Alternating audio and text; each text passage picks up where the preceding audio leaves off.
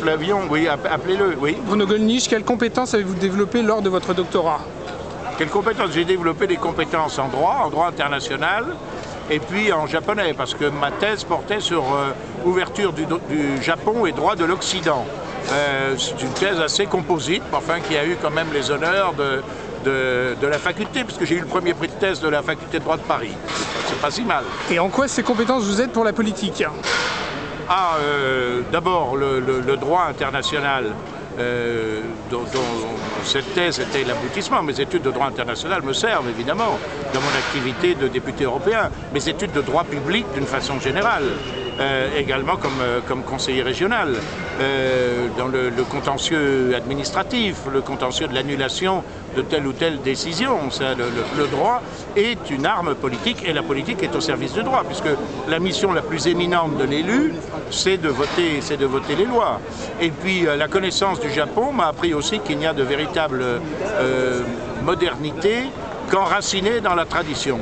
C'est ce que révèle cette aventure extraordinaire qu'a été la modernisation et l'occidentalisation partielle, pas de toute la civilisation japonaise, mais d'une partie de la civilisation japonaise, de ces gens qui, confrontés à un défi, qui était le défi occidental en l'occurrence, ont réussi à se mettre au niveau des puissances occidentales sans abandonner leur identité. Et ça, c'est un exemple qui m'est utile encore aujourd'hui, puisque je suis d'ailleurs membre de la délégation du Parlement européen chargée des relations avec le Japon, et que je suis invité pratiquement tous les 2 ans au Parlement de ce pays, où je connais beaucoup de ministres, d'anciens ou de futurs premiers ministres. Voilà. Et comment mieux valoriser le doctorat en France?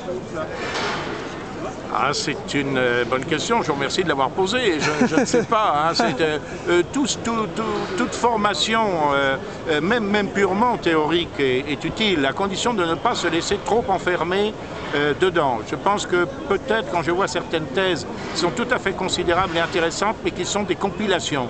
On a oublié que dans le mot thèse, il y a une thèse, c'est-à-dire qu'il faut défendre une opinion. Autrefois, on se contentait pour les thèses de doctorat d'un document très court, très bref, dans lequel on défendait une opinion en quelque sorte. Et ça, je pense que cet aspect de la thèse, il est à remettre en honneur, parce que dans la vie, en réalité, on n'a pas toujours le temps de faire des compilations considérables. Il faut avoir l'esprit vif, rapide, et faire des synthèses, et avoir la liberté de se forger une opinion assez rapidement.